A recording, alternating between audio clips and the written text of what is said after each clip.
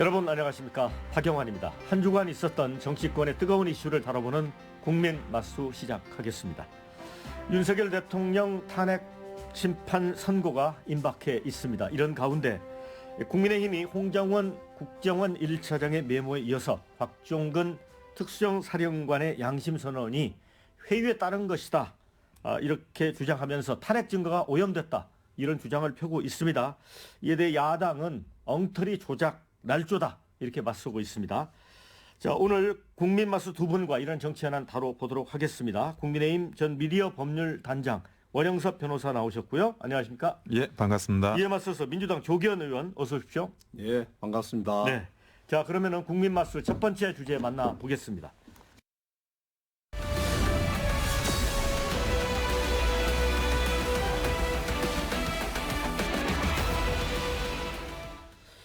지난 5일 한 방송 뉴스에 곽종근 전 특수전 사령관의 전화 녹취가 방송이 됐습니다. 내용을 소개를 하자면, 내가 살려면 나보고 양심선언 하라는데 뭐 내란죄로 엮겠단다, 뭐 이런 내용입니다. 자, 그래서 이걸 놓고 이제 국민의힘에서는 누군가가 회유를 한 게 아니냐, 그러니까 이제 그동안의 증언이 이제 오염됐다, 이런 주장을 합니다. 원영섭 단장님. 아니, 명백하게 회유와 협박이 있었던 거죠. 협박이요? 내란죄로 엮겠다는 거는, 그거는 협박이지 않습니까? 당신을 이렇게 내란죄로 형사처벌하겠다, 이렇게 이야기를 하는 마당에 그거를 이제 누군가하고 또 이야기하고 그 이야기가 녹취가 돼 있었잖아요. 그러니까 이분이 이제 그 협박당하고 회유당해가지고 진술을 했기 때문에 이거는 뭐 도저히 헌법재판소든 아니면 다른 형사재판이든 어디든 쓸 수 없는 증언이 돼버렸습니다. 근데 이걸 가지고 지금 헌법재판소가 중요한 그 진술이라고 해가지고 어떤 판단의 근거로 삼는다? 있을 수도 없는 이야기고요. 그리고 이 곽종근 전 특수전 사령관의 진술이 중요해요. 왜냐하면 계엄 해제 결의를, 국회의 해제 결의를 의결을 막았느냐, 이 부분이 핵심이지 않습니까? 그게 이제 그 국헌의 문란 또는 이제 그 국가기관의 마비, 이런 것까지 나갔느냐의 핵심적인 증언이기 때문에 이 부분과 관련해서 회유와 협박이 민주당 측으로 있었다 그러면 이거는 도저히 사용할 수도 없고, 이 탄핵이나 또는 구속이나 모든 것들이 이제 저는 더 이상 진행돼서는 안 되는 그런 상황까지 갔다, 이렇게 보여집니다. 민주당은 엉터리 날조다, 이런 네. 주장이에요. 한마디로 일고의 가치도 없는 주장이다 생각하고요. 곽종근 특전사령관 본인이 직접 주변의 동창 지인으로부터 조언 받은 내용이지, 그 민주당의 회의와 그 내용은 전혀 아니다, 전혀 무관한 내용이다, 이미 밝혔지 않습니까? 그 뻔한 사실을 가지고도 어떻게든 이걸 헌법재판소의 판결을 나중에 또 그 모함하기 위한 하나의 그 근거로 삼고자 이런 행위를 하고 있지 않은가, 이런 안타깝네요. 저렇게 매달리는 모양새가. 근데 그 고등학교 동기라고 하는데, 고등학교 동기하고 대화하면서 왜 본인이 없는 이야기 뭐 지어내기는 만무하지 않습니까? 지어낼 수도 없고, 그리고 본인이 고등학교 동기가 뭐 양심선언 하라고 그랬다는 거지, 뭐 그거를 이제 민주당이 안 하라고, 민주당에서 한 말을 아니라고 나중에 이야기를 보완 설명을 하지만, 따지고 보면 내란죄로 엮겠다는 걸 고등학교 동기가 말했을 리는 없지 않습니까? 그러니까 그런 부분은 제가 볼 때는 곽종근 사령관이 고등학교 동기하고 이야기를 하고 녹취도 하지만, 한편으로는 이런 상황들에 대한 어떤 본인이 예를 들어 뭐 그쪽에서 이야기를 하는 그 공익신고자의 지위라든지 어떤 그 모종의 혜택이 발생하지 않으면 그 전에 그런 민주당 측의 어떤 발언들에 대해서 좀 그 담보 차원으로도 녹취를 하고 있지 않았나 하는 생각은 듭니다. 전형적인 흑색 선정용 날조 음모론이다. 이거 뭐 명백한 사실까지도 마음대로 유추 해석하고 사람의 마음속에까지 들어간 듯한 표현을 하시는데, 그건 잘못된 것이다. 예. 근데 궁금한 게, 이게 이제 녹취가 이게 언론사에 어떻게 들어갔는지 궁금한데, 그런 게 지금 나와 있습니까? 지금 뭐 알려지진 않고 있는데, 그러면 통화를 한 뭐 고등학교 동기나 아니면 곽종근 본인밖에는 가지고 있지 않을 자료지 않습니까? 그건 철저히 조사해 볼 필요가 있다 생각합니다. 음. 근데 어쨌든 그 이제 곽종근 전 특수전사령관 하면 비상계엄 당시에 윤석열 대통령이 끌어내라 이렇게 지시했다고 이제 증언한 인물입니다. 예. 그래서 뭐 초기에는 또 뭐 인원이라고 했다, 뭐 의원이라고 했다는 그 논란도 있었고, 네. 그래서 이게 이제 굉장히 중요한 건데 또 이제 이 전화 통화를 한 날이 김병주 의원 유튜브에 이제 곽종근 특수전사령관이 출연했는데 바로 전날이라고 해요. 그래서 좀 논란이 커지는데.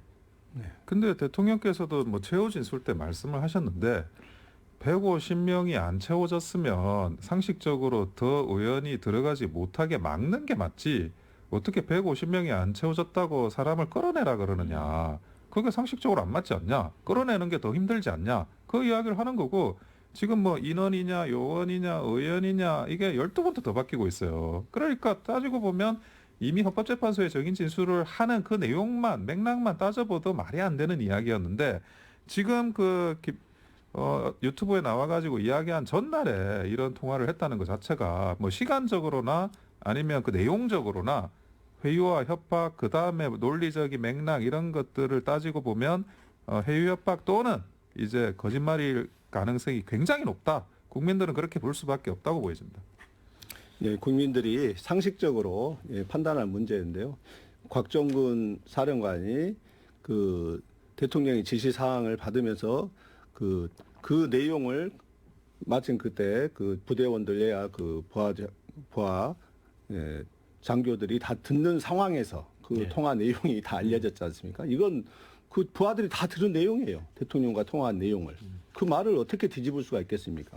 그러니까 본인도 진실을 말할 수밖에 없었던 거겠죠. 그리고 인원이니 요원이니 하는데 그 윤석열 대통령 본인이 그 현장에서 헌법재판소 현장에서 본인은 인원이란 말을 쓴 적이 한 번도 없다. 그러더니 딱 60초 뒤에 인원 합니다. 이렇게 대놓고 거짓말을 하는 겁니다. 뭐 누구 말 맞다나 숨 쉬는 거 빼놓고는 전부 거짓말이다. 이 정도로 그 대통령이 거짓말을 밥 먹듯이 하고 있는 겁니다. 자, 그런데 이제 오세훈 서울시장 같은 경우는 이제 이 녹취가 나오니까 헌법재판소가 변론을 재개해야 된다라는 주장까지 하거든요. 그러니까 핵심적인 증인의 증언이 오염되고 이거를 사실은 뭐 채택하기가 일반적인 재판이라 그러면 불가능하거든요. 민사든 형사든. 그러면 핵심적인 증언이 이게 신빙성이 다 탄핵이 돼버렸으면 그러면 뭘 가지고 재판을 하냐. 또는 이제 뭐 그 탄핵을 소추하고 있는 국회 측 대리인이 오히려 나서 가지고 이거는 뭐 변론 재개를 해서 곽종근의 진술에 대해서 보강을 하는 뭐 그거를 뭐 다른 사람 제3자로 보강을 하든 곽종근 사령관을 불러가지고 다시 신문을 하든 그런 식으로 일반적으로는 해야 되는 겁니다. 그러니까 오세훈 시장도 본인이 율사고 변호사고 뭐 그런 재판을 다 진행을 해봤기 때문에 지독히 이제 상식적인 차원으로 변론 재개를 해야 되는 사안이라고 이야기를 하시는 거고 그거는 뭐 일반적인 사건이라면 100번, 200번 그렇게 해야 되는 사건입니다. 그 곽종근 사령관의 진술은 그 진술의 신빙성은 헌법재판소에서 이미 충분히 그 신문을 했고 판단을 했을 목이고요. 오세훈 시장이 여기에 끼어든 것은 제가 보기에는 본인에게 지금 쏠리고 있는 명태균 게이트, 좀 뭐 명태균을 본 적도 없고 이러다가 지금 벌써 몇 번을 만난 사실도 확인됐고 그 여론조사 결과를 활용했다는 것까지 드러나고 있고 명태균 자신이 껍질을 벗겨놓겠다. 민낯을 드러내겠다. 이렇게 나오고 있는 마당 아니겠습니까? 네. 그러니까 자신에게 쏠린 의혹들을 시선을 돌리고자 하는 의도가 다분히 개입된 것 아니겠는가 이렇게 생각합니다. 네. 지금 이제 헌법재판소가 한덕수 총리 이 탄핵 심판 심리를 위해서 국무위원들 진술이 담긴 검찰 조서 확보하려고 했지만 무산이 됐습니다. 검찰이 뭐 수사 중에 있는 사건이기 때문에 넘겨줄 수 없다 이렇게 됐습니다. 그런데 어쨌든 대통령 탄핵 심판 전에 결론이 나와야 된다는 목소리도 있는데 어떻게 될 것 같아요?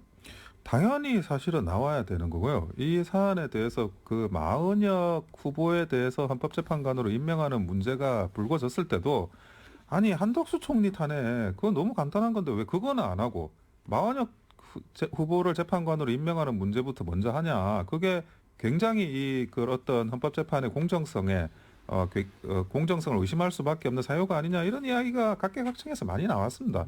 게다가 한덕수 총리에 대해서는 심리가 간단해요. 한덕수 총리에 대해서도 내란 파트를 뺐어요. 내란 파트 철회했고 그러면 200석이냐 150석이냐 그거밖에 없습니다. 200석으로 탄핵 소추할 수 있느냐 150석으로 탄핵 소추할 수 있느냐 이거는 그냥 어떤 진술을 들을 필요도 없고 증언이 필요한 것도 아니고 그냥 본인이 법리적인 것만 판단하면 되는데 그것도 지금 안 하고 시간을 끌고 있는 거예요. 그래서 그 시간을 끄는 이유 자체도 헌법재판소가 굉장히 의심을 받고 있고 그러면 이게 마치 이런 탄핵 대통령에 대한 탄핵에 대한 여론 이런 거에 영향을 주려고 하는 헌법재판소 일단의 그 재판관들 그들의 그런 어떤 정무적인 의도가 아니냐 이렇게 지금 하고 있는데도 늦어지고 있어요. 근데 이거에 대해서는 반드시 빨리 선고하고 늦어질 이유도 전혀 없다라고 생각이 듭니다. 민주당도 대통령 탄핵 심판 전에 결론 네. 내야 된다는 입장인가요? 아니 그런 결론은 그 헌법재판소의 몫이고요. 예. 한덕수 총리에 대한 탄핵 심판이 빨리 되든 늦게 되든 현재 상황에서 탄핵 국면에서 저는 변수가 될 건 없다 생각을 합니다. 이 부분에 대해서는 헌법재판소에서 알아서 판단할 몫이고 그분들의 권한인데 좀 원단장님도 변호사 출신으로 하시고 있는데 왜 이렇게 법을 헌법재판소의 고유한 판단의 몫까지 관여하고 그것들이 뭐 일부 정치적으로까지 확대 해석하는지 저는 이해가 안 됩니다. 왜 이걸 그렇게까지 우리 민주당에서도 시간을 끄는 뭐 이런 이유는 저는 뭐 전혀 하등의 관계가 없습니다. 헌법재판소에서 판단하면 그만입니다. 그리고 오히려 저희가 이상하게 보는 것은 보통의 경우 재판부에서 그 수사 관련해서 그 자료를 요청하면은 검찰은 다 제출하게 돼 있거든요. 예. 근데 이번 같은 경우는 또 제출을 안 해요. 예. 헌법재판소가 좀 더 판단을 내리는데 도움이 될 수 있는 자료를 요구한 건데 왜 이것을 수사 중이라면서 거부하는지 저는 그건 도대체가 이해가 안 됩니다. 그래서 그 내부에서 이 한덕수 총리를 놓고 기각이냐 인용이냐 이게 좀 의견 충돌이 있는 게 아닌가 이런 얘기도 있더라고요. 아니, 네. 그런 소문이 나올 수밖에 없어요. 그러니까 어떤 그 공정한 재판을 하기보다는 어떤 특정한 결론을 맞춰놓고 있는데 그 과정에서 뭐 그 맞는 사람 수가 채워지지 않았다. 이런 소문들이 뭐 찌라시 같은 소문들이 계속 퍼져나가고 있지 않습니까? 근데 그러면 나중에 한덕수 총리에 대해서 어떤 판결을 내렸던 심지어 뭐 대통령 탄핵에 대해서 어떤 판결을 내렸던 국민들이 어떻게 이걸 납득합니까? 제가 우리가 가지고 있는 가장 그 중요한 그 인프라 중에 하나가 권위거든요. 공공기관이 가지고 있는 권위. 이거는 뭐 도로나 항만이나 이런 것처럼 사회를 돌아가게 만드는 가장 중요한 인프라 중에 하나입니다. 그런데 정당한 권위가 사라지고 그 권위가 권위로서 존중받지 못하게 되면 아니 필요가 없죠. 헌법재판소 필요 없는 겁니다.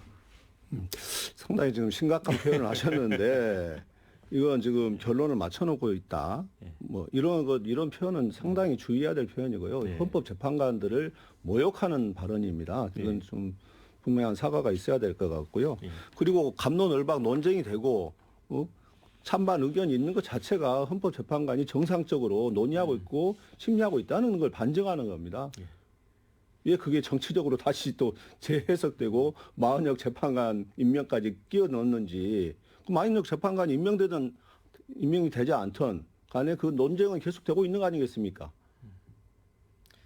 마흔역 재판관 지금 얘기가 나왔으니까 자 이것과 한 총리 그 선고가 늦춰지는 것도 관련이 있다고 보세요? 아니 저는 그렇습니다. 지금 이제 그것도 많은 국민들이 의심하고 있어요. 마흔역 재판관이 결국 이제 그 민주당 측 사실상 추천을 받은 재판관이니 결국 이제 뭐 한덕수 총리에 대한 뭐 탄핵 심판이든 아니면 대통령에 대한 탄핵 심판이든 결국 민주당 측의 입맛에 맞는 재판을 할 거라고 하는 일반 국민들의 그런 의심이 있거든요. 그런 부분에 대해서 이제 그 헌재 구성권이라든지 이러면서 뭐 그런 헌법 위반을 했다라고 판결을 내려놓고 그 재판관을 이제 사실상 임명하라고 민주당 측에서 압박을 하고 있지 않습니까? 그러면 그것도 많은 분들이 그러면 그 탄핵 심판과 관련한 그 탄핵 인용 결정에 대한 사람 수를 못 모아서 계속 그 드라이브를 하는 게 아니냐 다 의심하고 있어요. 왜 이런 의심스럽게 의심이 생기는 거에 대해서 이거를 뭐 그 의심에 맞는 행동을 계속 하는지 저는 뭐 굉장히 부적절하다고 생각하고 있습니다. 헌법재판소가.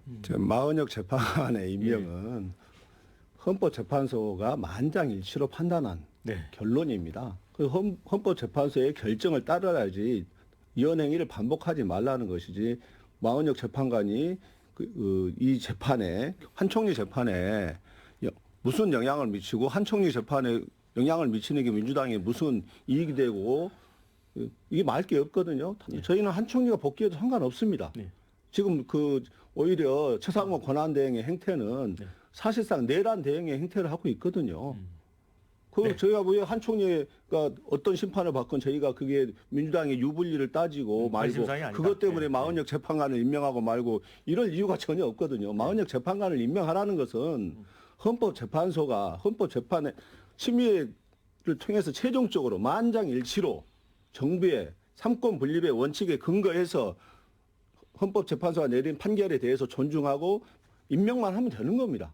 근데 그것조차도 지금 안 하면서 최상목 대행은 위헌행위를 계속하고 있는 거죠. 네. 어쨌든 이제 사실 이제 국민의힘이 의원들도 뭐 여러 차례 이제 헌법재판소를 찾아갔습니다. 그래서 사실은 이제 언론에서 보면 국민의힘이 좀 헌재를 압박하고 있다 이런 느낌이 들만해요. 그런데 또 야당에서 헌재가 3월 13일 이전 선고를 하면 상반기에 재보선, 조기 대선을 같은 날 치를 수 있으니까 세금을 아낀다 이런 주장을 합니다. 이것도 역시 또 압박처럼 비춰지는 측면도 있어요.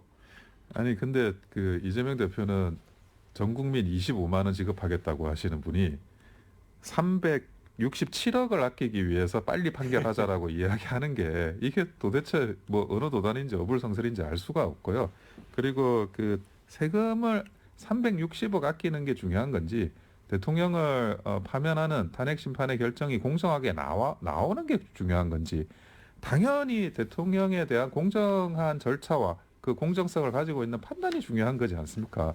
전 국민이 투표를 해가지고 대통령에 당선이 되신 분이세요. 근데 이 전 국민이 투표를 해서 대통령에 당선이 되신 분은 아니 상반기에 재보궐 할 때 같이 해야 되니까 좀 빨리 하자. 그거는 367억을 아끼려고 하는 게 아니라 본인의 그런 사법 리스크, 그 사법 리스크가 대법원에서 언제 확정이 될지 그리고 그 사법 리스크에서 좀 벗어나게 조기 대선을 만들어야 되는가 이런 거에 대한 관심이 쏠려 있다라고 볼 수밖에 없다는 거죠. 조 의원님. 네, 이번에도 참 어이가 없는데요.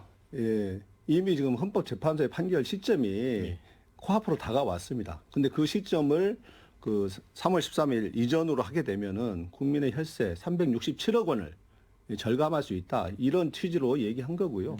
그 하루 이틀 사이에 국민 혈세가 그 367억 원이 더 나가고 덜 나가고 이게 왜 중요한 문제가 아닙니까? 이런 차원에서 얘기한 거고 판결에 무슨 별다른 네. 영향을 미치기 한 것들이 아니라 국민의 세금을 절감하자는 차원이고요. 예. 그리고 민생 회복 지원금 아니 우리 이번에는 이제 민생 회복 소비 쿠폰 25만 원 전 국민 25만 원 했는데 전 국민 25만 원에 그 차상위 그다음에 국민 최저 생계비 이 부분들에 대해서는 35만 원까지 소비 쿠폰을 지급하자 이렇게 하고 있습니다. 네. 자, 그런데 이제 어차피 기각이든 복귀든 이제 결정이 되겠죠. 빠르면 이제 다음 주에 결론이 날 것 같은데 문제는 그 이후에 이제 후폭풍입니다. 어느 쪽이든 또 탄핵 인용 시에는 폭동을 벌이겠다는 예고글까지 올라올 정도입니다. 은영수 간장님 그거는 당연히 어떤 경우에도 뭐 폭력이나 폭동은 뭐 있어서는 안 되고요. 그리고 그 부분에 대해서는 각별히 그 결론에 대해서 이거는 뭐 탄핵에 찬성하든 탄핵에 반대하든 모두가 폭력은 안 된다라는 부분을 명심해 주셨으면 좋겠습니다. 근데 결국 그런 어떤 폭동이다, 폭력이다 이런 것들도 근본적으로는 헌법재판소가 공정하게 재판을 하는 그 과정으로 이 폭력과 폭동을 자제하는 게 그게 제일 1원칙입니다. 근데 그동안 헌법재판소가 해왔던 그런 이 재판 진행을 보면 전혀 뭐 이게 공정하다고 볼 수 없는 그런 요소들이 너무나 많죠. 그러니까 반대 신문 사항을 미리 제출해라. 이런 이야기도 일반적인 재판, 뭐 민사, 형사, 행정 재판 어디에도 이런 재판은 있을 수가 없는 그런 절차를 진행을 했고 헌법재판소가 그리고 33명에 대해 증인 신청을 했는데 그 중에 뭐 8명 나중에 2명 정도 더 이제 추가로 해가지고 10명 정도 그 대통령 측의 증인 신청을 받아줬고 그렇게 대부분을 기각시켰고 특히 이제 뭐 부정선거 관련해 가지고 그거는 확인을 해보자라고 하는 건데 그것도 모든 증거 신청을 다 불채택해 버렸습니다. 그러니까 이렇게 해가지고 그런데 폭동은 안 돼 이렇게 말을 하면 그게 과연 상식적인 건지 저는 폭동은 안 돼 폭력은 안 돼 그 말 자체는 맞지만 거기에 대해서 헌법재판소가 과연 그런 말 할 자격이 있는가 그거는 돌아볼 필요가 있다는 거죠. 예. 헌재 책임론을 또 제기를 하셨어요. 예, 결국은 또 헌재 책임론으로 돌아가고 헌법재판소를 모독하는 발언을 하고 있는데요. 예, 일단은 국민의 피와 땀으로 만들어낸 헌정질서와 민주주의 이것을 폭력으로 망가뜨릴 수는 없지 않습니까?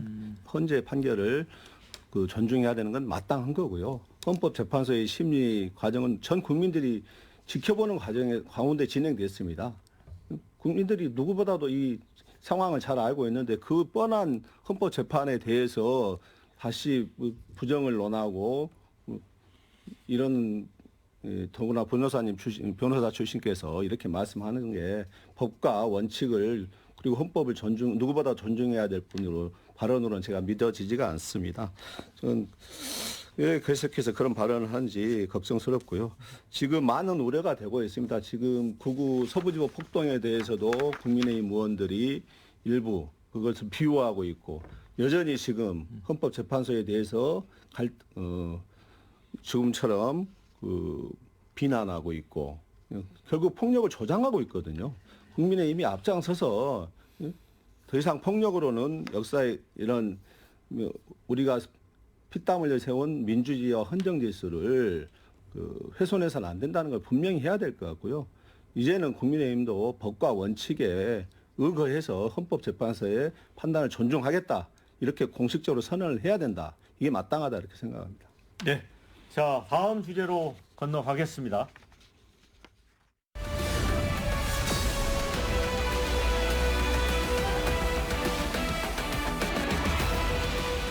네.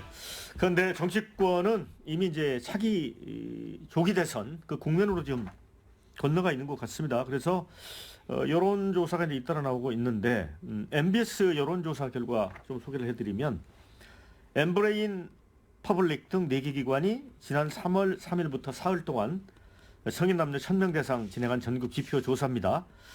차기 대선과 관련해 정권 교체 필요하다는 응답 48%, 정권 재창출 지지 39%로 나타났습니다. 자, 그리고 또 다른 여론조사 기관 에이스 리서치 뉴시스 의뢰로 지난 3, 4일 전국 성인 남녀 1004명 조기 대선 치러지면 어느 정당 후보 지지할 건가? 민주당 후보 47.9, 국민의힘 후보 41.2%로 나왔습니다. 한쪽은 한 9% 격차가 나고 다른 쪽은 6% 좀 좁혀져 있습니다. 원영섭 단장님은 이 흐름을 어떻게 보세요? 저는 뭐 이 탄핵 소추 전국에도 불구하고 이거는 굉장히 이제 팽팽하게 지금 가고 있습니다. 팽팽하다. 이거는 과거에 이제 박근혜 대통령 탄핵 소추했던 그 전국하고는 완전히 다른 거거든요. 그러니까 그때만 하더라도 박근혜 대통령의 그 지지율이 4%까지 떨어졌습니다.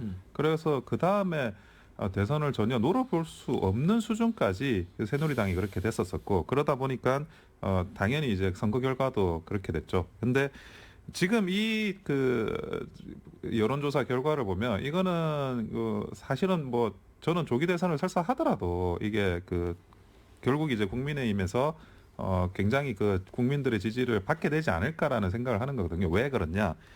야당의 선거운동은 기본적으로 여당이 잘못하고 있다, 대통령이 잘못하고 있다 이렇게 가는 거예요. 계속 해왔어요. 어찌 보면 민주당이 선거운동을 계속하고 있습니다. 근데 여당의 선거운동은 뭐냐? 우리가 정책을 이렇게 했는데 이것이 좋았다. 아니면 앞으로 정책을 이렇게 하겠다. 아니면 뭐 때로는 이제 야당 후보 측을 비판하는 것도 있죠. 근데 지금 국민의힘은 전혀 그걸 안 하고 있어요. 왜냐하면 탄핵소추 이 전국에 대응하는 거에 모든 공력을 쏟아볼 수 없고 조기 대선을 언급하는 것조차도 지금은 금물이기 때문에 계속 그 선거운동이라고 할 만한 걸 전혀 안 함에도 불구하고 이 정도 접전을 한다는 거는 그거는 국민들의 여론이 사실은 그 민주당에 있진 않다. 저는 그렇게 본다는 거죠. 네. 최 의원님 어떻게 보세요? 지금 이제 줄곧 모든 여론조사에서 지금 극우 세력이 총 결집해가지고 여론조사에 응할 것을 선동하고 있고 그에 따라서 보통 1000명의 샘플이면은 100 내지 150명에 가까운 예. 보수 가표집이 이루어지고 있습니다. 과표집. 네, 그런 상태도 불구하고 예, 이런 좀 정권 교체가 우위고 그다음에 조기 대선에서 민주당이 좀 많은 지지를 받고 있는 것은 이미 중도층의 표심이 완전히 이제 정권 교체와 민주당으로 넘어왔다. 거의 저희가 보기에는 7대 3에서 이제는 8대 2까지로 넘어가고 있는 상황이다. 네. 이렇게 분석을 하고 있습니다. 그렇기 때문에 지금 앞으로 대선이 이제 조기 대선이 열릴지 어쩔지는 모르겠지만 저희 민주당에서는 탄핵 판단이 나오기 전까지는 대선과 관련해서 별다른 움직임이 전혀 당 대표부터 시작해서 와 관련해서 안 하는 게 좋겠다 해가지고 네. 조용히 있는 상황입니다. 오히려 대선과 관련해서 활동을 하고 있는 상태에서 이런 여론조사가 나온 것도 아니고 네. 이 정도면은 대선 앞으로의 대선에서 결과는 사실 뻔하지 않겠는가. 이 중산층의 마음이 이미 넘어와 있다. 예, 이런 생각이 듭니다. 자, 이제 여야 대선 주자들의 움직임들이 활발한데 특히 이제 이재명 대표가 발빠른 모습을 보이고 있죠. 중도 보수 쪽으로 이제 많이 우클릭을 했고 그런데 2023년 자신에 대한 국회 동의안, 체포 동의안 통과된 게 일부 의원들이 검찰하고 짜고 한 거다라는 발언을 이제 유튜브에서 해가지고 그게 후폭풍이 거셉니다. 조 의원님, 이 발언은 왜 하셨을까요? 실언은 아니시잖아요. 네. 그렇죠. 실언은 아니죠. 예. 일단 유튜브의 발언이고 그 과거를 회상하면서 예. 나오는 발언이고 전체 기조는 이제 누군가를 비난하거나 이런 것이 아니라 통합해서 민주당이 단합해서 가자. 예, 이런 기조였고요. 결국 과거를 잊고 그 미래를 위해서 함께 힘을 모아 가자. 이 기조에서는 크게 벗어나지 않았는데 이제 그 초일에 계신 분들이 그 입장을 내면서 이제 아마 이게 좀 논란이 이제 커지기 시작했는데요. 왜 초일에 계신 분들이 이런 말을 했는지 저는 이해가 안 됩니다. 본인들이 그러면 그 당시에 체포 동의안 표결에 가결표를 던진 걸 자인하는 것인지 예. 만약에 그렇다면은 그에 대한 사과부터 하고 이 문제를 대승적으로 이제는 극복하고 단합해서 미래로 나아가자 이렇게 입장을 표명하는 게 맞다고 보이거든요. 그런데 그와 관련해서는 이제 아무 언급도 없이 단합을 해치는 발언이다 이렇게 그 초일회가 발끈할 이유가 전혀 없거든요. 그러니까 소일회라고 이제 지칭을 한 것도 아닌데 네, 다만 그렇죠. 이제 일부 의원이 이제 검찰하고 짜고 한 것이다. 근데 이재명 네. 대표도 추측이라고 했어요. 네, 증거는 추측이라 없다. 예, 단정도 안 근데 됐습니다. 구속영장 발부된 날짜하고 보니까 네, 이 딱 맞아 떨어졌기 때문에 네, 이제 당내 어떤 인사가 와서 당신 이제 검찰에 구속되니까 당 대표 내려놔라라고 했다는 거 아니에요? 네, 이제 그런 말을 들은 것들이 이제 그동안 이제 다시 종합을 해보니 그게 의심이 간다, 의혹이 간다 이런 얘기를 하신 거죠. 네. 그러면은 그런 상황에서 우리 조일에 계신 분들이 본인들이 다 가결표 안 했으면 가만히 있으면 되는 거거든요. 제발 저렸다. 예, 왜 그것을 굳이 예. 꺼내 들고 그 사과를 요구하고 표현도 상당히 과격하게 표현했는데 뒤에서 칼 꽂는다 네, 뭐 이런 네. 표현을 등 뒤에서. 쓰고 예. 원영섭 단장님은 이걸 어떻게 봐요? 제가 이 민주당 내부 사정이라서 예. 참 이렇게 평을 하기가 조심스럽긴 한데요. 근데 기본적으로 이재명 대표는 자기가 경선 후보가 이미 그 경선 과정에서 후보가 된 것처럼 활동하고 계세요. 그러니까 더 이상 어떤 그 자기의 경쟁 세력, 반대 세력을 품겠다는 생각이 전혀 없는 거예요. 과거에 이제 얼마 전에도 그 CBS 언론사와의 그런 충돌도 있었는데 네. 아니 그래도 후보인데 앞으로 후보가 되겠다고 생각을 그게 뭐 지금 조기 대선의 후보든 조기 대선이 안 열려서 몇 년 뒤에 그 후보든 후보가 되고 대통령이 되겠다고 하시는 분인데 아무리 속으로는 이게 뭐 그런 마음이 있다 하더라도 보통 이제 자세를 낮추게 마련이거든요. 공식적으로는 언론사와 뭐 불편한 관계가 생기거나 아니면 당내 반대 세력하고 불편한 관계가 생기거나 그러지 않는 게 최소한의 FM인데 근데 이분이 이미 뭐 조기 대선 또 열린다. 경선을 해도 내가 후보가 된다. 본선거를 해도 내가 대통령이 된다. 이런 생각이 없으면 할 수 없는 행동이에요. 근데 벌써 이렇게 행동하시는데 진짜 대통령이 되면 얼마나 더 이런 오만하실지에 대해서는 뭐 저는 그 보지 않아도 알 수 있을 것 같습니다. 유추 해석을 계속해서 많이 하시는데요. 우리 더불어민주당의 경선은 조용한 경선을 바라지도 않습니다. 예. 얼마든지 반대하고 이견을 제시하고 국정에 대한 비전과 이런 것들을 제시하면서 활발하게 경선이 이루어져야지 국민적 흥행이 있을 걸로 생각합니다. 그런데 왜 이재명 대표가 본인만이 독불장군처럼 뭐 한다 이렇게 오판을 하고 그렇게 유추 해석을 하시는지 이해가 안 되고요. 다만 이제 더불어민주당이 현재 그 혼란 국면, 그다음에 민생의 위기 국면에서 정책적 대안을 꾸준히 제시하는 노력 이런 것들은 당연히 정치가로서 당연히 해야 될 몫이거든요. 더구나 더불어민주당의 대표 아니겠습니까? 이런 부분을 가지고 뭐 다른 세력, 다른 후보자나 다른 의견을 배제한다 이렇게 확대 해석하는 것은 말이 안 된다는 생각입니다. 조 의원님께 하나 좀 추가로 질문드리고 싶은 거는 김두관 전 지사는 검찰과 짜고 체포 동의안 가결이라는 게 말이 되냐 이게 이재명 대표에 대해서 표리부동하다 이런 표현 쓰면서 사과하라고 했거든요. 사과를 하실까요? 이 대표님께서 그때 당시에 상황에 대한 다 지난 일이라고는 하셨어요. 그리고 그런 추측을 했고 검찰과 일부 그 의견 교환이 이루어진 것도 아닌가 이렇게 이제 추측이 되는 걸 말씀드린 거고요. 왜 그것에 대해서 확대 해석하고 단정적인 해석을 하고 오히려 그런 일이 있었는지 확인해야 된다. 그리고 그렇게 검찰과 내통해서 그 체포동의안 표결에 체포동의안에 찬성표를 던진 민주당 의원이 있다면은 정말 통렬하게 반성하고 사죄해야 된다. 이렇게 나오는 게 정상 아니겠습니까? 자, 원영수 단장님, 이 한동훈 이제 전 국민의힘 대표도 이제 사실상 대권 경쟁에 뛰어든 거잖아요. 지난번에 이제 출판기념회도 열고 했으니까. 그런데 느닷없이 이재명 대표를 엄청 공격을 합니다. 이재명의 민주당이 벌써 계엄 중이다. 글쎄 이거는 어떻게 해석을 해야 됩니까? 보통 이제 경쟁 주자들을 공격하기보다 당내 경선을 염두에 둔다면 상대 1등 주자를 공격하는 게 뭐 여의도 문법상은 그러니까 맞습니다. 왜 이재명 대표냐는 거죠. 근데 이재명 대표가 뭐 지금 이렇게 본인이 후보 다 되고 대통령 다 된 것처럼 또 이야기를 하고 그리고 반 이재명 정서가 또 국민들한테 또 특히나 보수 지지층한테 분명히 있기 때문에 이재명 대표를 비판하는 게 굉장히 본인의 득점 포인트가 될 거라고 생각을 그래서 이제 그 탄핵 반대 시위에 나선 거리에 나온 분들한테 미안하고 고맙다는 말을 했잖아요. 근데 본인이 이 비상계엄은 잘못된 것이고 위법 위헌적인가라고 했으면서 입장을 완전히 포기한 거잖아요. 버린 거잖아요.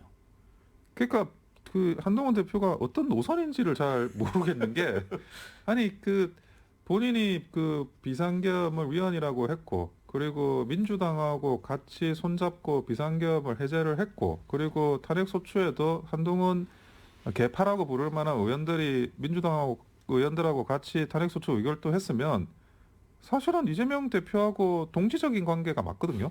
그러니까 이재명 대표를 돌아서서 본인이 본인이 어떤 대권 구도에 그거에 염두를 두고 하는 행동 같은데 지금 돌아서 가지고 이재명 대표를 비판을 하면 또는 이제 뭐 다른 어떤 뉘앙스를 풍긴다고 하더라도 국민들이 특히나 보수 지지자들이 그거를 받아들일지는 잘 모르겠어요. 그러니까 보수 지지자를 염두에 두고 그런 네. 이제 발언을 한 것 같은데 조 의원님이 보시기에는 한동훈 네. 대표가 네. 이 행보가 어떻다고 보십니까? 한마디로 지금 본인의 예.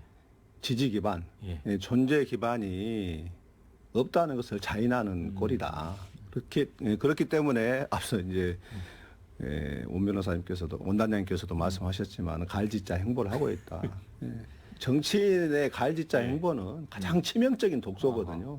이미 자신의 그 이제 존재 가치를 이미 한 50% 이상 다 까먹었다. 이번 내란 국면을 거치면서 그러면서 다시 되돌리려 하고 있는데 그게 저는 먹힐까 싶습니다.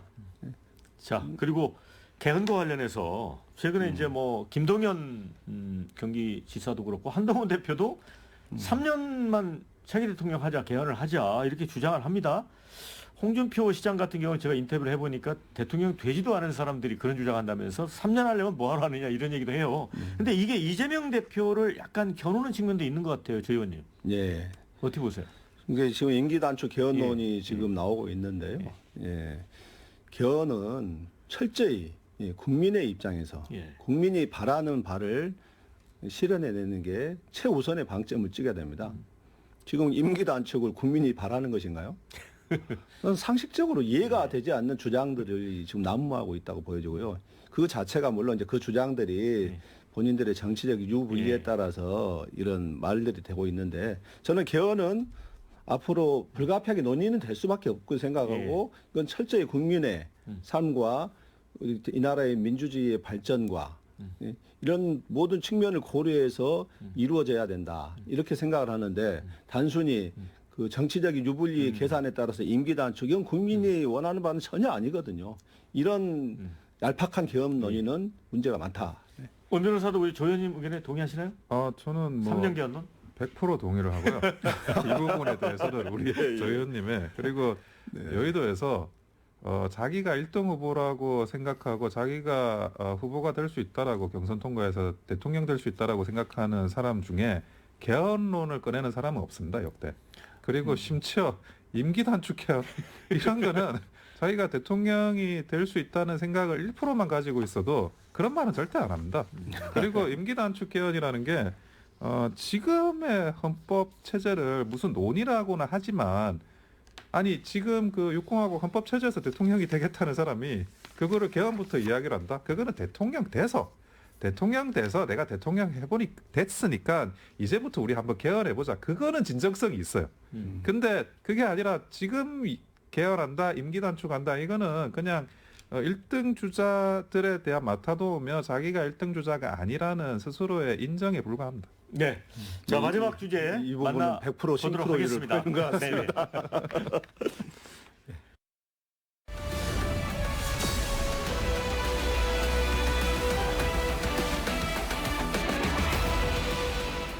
자, 여야간에 이제 대선 전초전 시작되면서 일종의 이제 정책 경쟁 그런 것도 나타나고 있습니다. 사실 이제 이재명 민주당 대표가 먼저 이제 상속세 완화하는 문제를 꺼냈는데 국민의힘의 권영세 비대위원장은 이에 맞서서 배우자 상속세는 전면 폐지하자 이런 주장까지 했습니다. 자, 이런 정책 경쟁 어떻게 보십니까? 그러니까 저는 기본적으로 상속세를 폐지해야 된다는 입장이거든요. 왜냐하면 상속세라는 게 이중과세적인 요소가 많고 그리고 OECD 기준에 의한다고 하더라도 우리나라 상속세는 사실은 그 수준을 넘어선 어떤 한도를 넘어선 게 있습니다. 그리고 이재명 대표가 그 상속세 폐지 주장에 대해서 왜 깎아줘야 되느냐 상속세를 이런 이야기 했다는데 이재명 대표도 한편으로는 상속세 면제 기준을 10억에서 18억으로 올리겠다는 이야기를 하고 있어요. 근데 18억을 현금성 자산을 가지고 있는 사람은 그러면 그분은 중산층이냐? 그것도 아니거든요. 부자 감세적인 요소는 세금을 감면하는 모든 이슈에 다 들어가는 거지 상속세만 들어가는 건 아닙니다. 그래서 이 부분에 대해서 이재명 대표도 상속세를 완화하겠다는 입장이 있고 그리고 그 국민의힘에서도 배우자 상속세 면제 또는 이제 상속세를 상속취득세로 바꾸자라는 논의가 있으니까 이거를 궁극적으로는 폐지로 가되 그 완화하는 방안은 특히나 계속 논의되고 확정해 가는 건 필요하다고 생각하고 있습니다. 그 세계 어느 나라에도 상속세를 폐지하고 있는 나라는 없는 것 같고요. 다만 이 상속세가 이제 합리적으로 그 집행이 될 수 있는 게 중요한데 더불어민주당은 이제 그동안은 거의 수십 년째 그 상속세 이제 공제 한도가 바뀌지 않아 왔습니다. 그래서 이번에 이제 일괄 공제 그 현행 5억 원의 공제 한도를 이제 상향했죠. 10억, 8억, 10억. 배우자 공제 최저 한도도 10억 상향하고 일괄 공제 한도도 8억으로 상향해서 전반적인 중산층과 서민 그리고 최대 이제 18억까지의 자산을 가진 사람 경우는 이제 상속세에 그 큰 부담을 안 갖도록 돼 있죠. 다만 이제 초부자 저희가 이렇게 확인을 해보니까 2022년 기준으로 전체 국민 중에 한 955명 정도가 해당이 되는데 0.1%도 안 되는 초부자가 만약에 50%에서 세금을 그 국힘당이 얘기하는 대로 50%에서 최대 세율을 40%로 낮추는 경우 무려 1조 8천억 원의 세수가 감소됩니다. 지금 국힘당이 정부 운영하는 동안 세수 결손분만 벌써 90억에 달하고 있습니다. 근데 초부자 감세를 위해서 상속세를 감면하겠다. 이건 말이 되지 않는다 생각하고요. 다만 이번에 이제 권영세 위원장이 얘기한 배우자 전체 공제나 아니면은 그 상속 취득세 이런 부분은 이제 충분히 논의해 볼 만하다 이렇게 생각하고 있습니다. 다만 초부자 감세 부분은 더 이상 이제 주장하지 않았으면 좋겠습니다. 국민들도 다 알고 있지 않습니까? 네. 네. 자, 또 한 가지 관심을 끌었던 게 이제 K 엔비디아 국부 펀드 논란입니다. 민주당 이재명 대표가 이거를 이제 처음에 그 지분 투자를 해서 그거를 국민들이 이제 나눠 갖게 되면 세금을 안 내야 되는 거 아니냐 이런 얘기를 했었어요. 그래서 이거를 국민의힘이 사회주의 공산당 비슷하게 이렇게 비판하고 있는데 이건 좀 과도한 거 아닌가요? 아니 근데 우선은 그 지금 이재명 대표가 가지고 있는 생각의 그 제일 중요한 부분은 30% 물론 그 부분도 문제가 있지만 그게 아니라 AI를 투자를 해가지고 뭘 엔비디아처럼 만들어가지고 그거를 키우고 이런 식의 접근이라는 게 국가 주도하는 그게 이미 더 이상 통용이 되지를 않습니다. 예, 무슨 말이냐? 그 AI라는 게 기본적으로 어떤 컴퓨터 프로그램의 중추인데 역대 모든 컴퓨터 핵심 프로그램, 특히 이제 OS라고 하죠. 윈도우나 이런 것들 아니면 아이폰에 들어가는 그런 OS나 이런 것들은 미국이 주도를 해요. 미국이 주도를 하고 그리고 거기에서 응용 프로그램을 만드는 방식으로 이제 그 미국 말고 다른 세계가 이거를 풀어나가는 거거든요. 그러니까 접근을 그러니까 미국이 윈도우 만들면 우리도 윈도우 만들어야 돼. 미국이 뭘 하면 뭘 해야 돼. 이런 식으로 접근을 한다는 것 자체가 이게 조금 이 AI나 아니면 그 기본적으로 이 반도체 기술이나 이런 거에 대해서 이해가 너무 부족한 게 아닌가. 저는 그 생각을 사실 많이 하는 거고 본인이 대통령 되고 싶잖아요. 대통령을 원하시잖아요. 그러면 국가 지도자로서 어떻게 이런 그 하이테크 생태계를 만들어 나갈지에 대한 제대로 된 비전을 이야기하시는 게 더 맞는 게 아닌가라는 생각이 듭니다. 예, 이재명 대표가 얘기한 것은 대한민국의 미래 국가 경쟁력을 좌우하는 미래 첨단 전략 산업들에 대해서 국가가 정부가 어떻게 그 대응할 것인가 이 문제에 대해서 이제 더불어민주당에서는 이제 약 50조 원 정도의 국민 펀드를 조성해서 이런 미래 전략 산업에 투자하고 그것의 거기로부터 발생한 이익이 국민에게 그러니까 그 펀드에 참여한 국민이죠 정확하게는 돌아갈 수 있도록 하는 방향을 추진하겠다. 이건 이러한 방식의 추진은 이미 다른 나라들에서도 다 하고 있어요. 미국이나 대만이 다 하고 있고 그 TSMC 같은 경우도 초기 그 대만 정부의 지분이 47%까지 달했습니다. 그렇죠. 예. 그렇게 육성을 하지 않으면은 어떻게 우리가 경쟁력 있는 첨단 산업에서 AI만 있는 게 아니고요. 배터리 뭐 등등 차세대 지금 로봇 모든 그 첨단 전략 산업들이 대한민국의 강점을 가질 수 있는 분야들입니다. 근데 정부에서 이런 것들을 이끌어주고 투자에 적극적으로 나서지 않으면은 경쟁에서 다른 나라들은 이미 정부 차원에서도 그렇게 과감하게 지원하고 있는데 우리는 안 한다. 그러면은 경쟁에서 밀릴 수밖에 없죠. 그런 맥락에서 좀 모든 것들을 좀 이재명 대표가 뭐 말하면은 그냥 우선은 그냥 그 색깔을 색안경을 끼고 보는 이것부터 좀 버려야 되지 않겠는가. 이건 국힘이 오히려 국힘당에서 먼저 제안했어야 될 아니다. 자, 엔비디아 관련해서는 두 분에게 제가 좀 거꾸로 좀 질문을 드려볼게요. 우리 조계현 의원도 말씀하셨지만 TSMC 방식의 국가 투자 이거는 이제 성균관대 권석준 교수가 반도체 삼국지라는 책을 썼는데 그 주장을 하고 있습니다. 사실 주장을 하고 있는데 정말 선수를 놓쳐서 국힘이 이런 게 아닌가?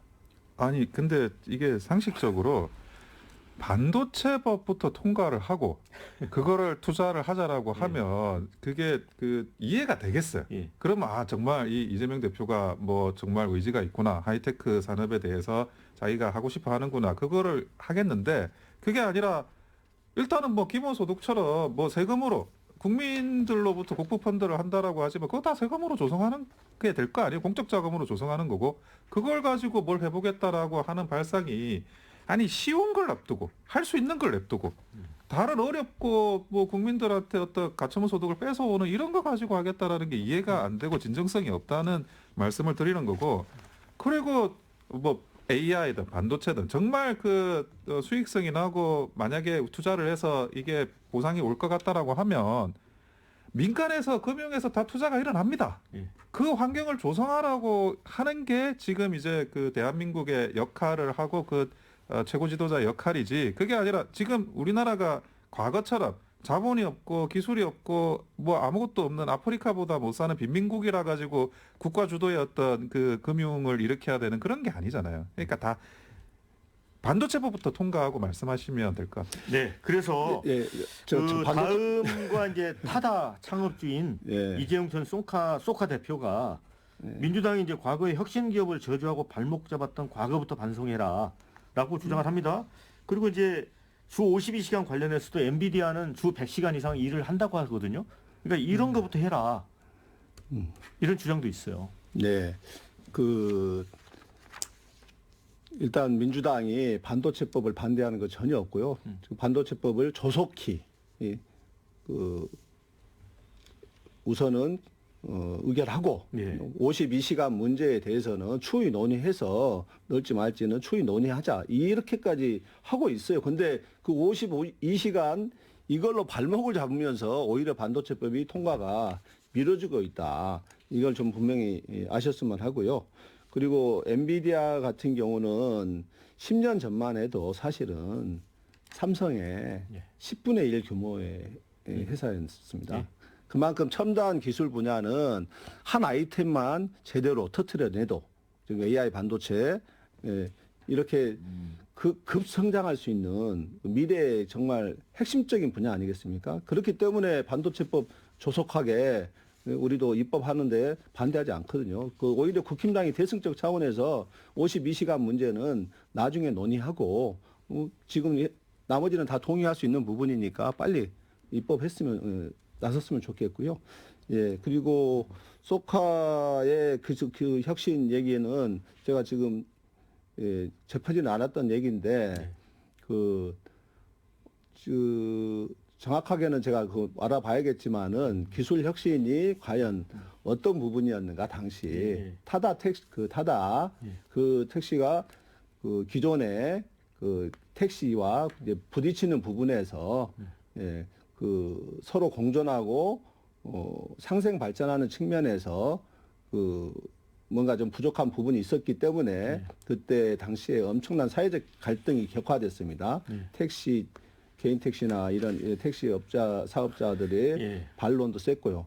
그런 부분들이 함께 발전하는 방향을 찾았어야 되는데 어쨌든 그런 방향을 찾지 못한 부분은 아쉬움이 남고요. 민주당이 혁신을 반대하고 그런 측면은 전혀 아니다. 예, 그건 알아주셨으면 좋겠습니다. 근데 반대를 안 하신다고 하는데 결국 반대를 하는 것 같아요. 예. 반대를 하는 것 같고, 근데 그 52시간이 어찌 보면 본질적인 부분이기도 해서 그 부분에 대해서는 민주당의 전향적인 자세가 오히려 필요한 부분이라고 보여집니다. 예, 자, 예. 우리 마무리할 시간이 됐어요. 30초씩 말씀 듣도록 하겠습니다. 조기현 의원님. 네, 지금 12.3 내란 이후 대한민국의 국격과 민주주의 지수가 급격히 하락하고 있습니다. 특히 민생 위기는 너무나 심각한 상황이고요. 지금 조속한 추경을 통해서 얼어붙은 소비 심리, 얼어붙은 민생을 회복하는 게 급선무라 생각합니다. 일단 이 문제는 정쟁을 떠나서 여야가 머리를 맞대서 함께 민생 추경에 함께 이기를 바랍니다. 헌법재판소가 가지고 있는 절차적인 문제점이 어제 오늘의 일이 아닌데 앞으로 주요한 선고를 앞두고 있습니다. 그래서 더 이상 헌법재판소에서 의심할 만한 그런 그 공정성을 의심할 만한 이야기들이 나오지 않도록 하는 그런 이제 조심성이 각별히 요구되는 시기입니다. 네. 자, 국민마스 여기서 마무리해야 될 것 같습니다. 두 분 수고 많으셨고요. 저는 다음 주에 다시 찾아뵙도록 하겠습니다. 자, 수고하셨습니다. 됐습니다. 감사합니다.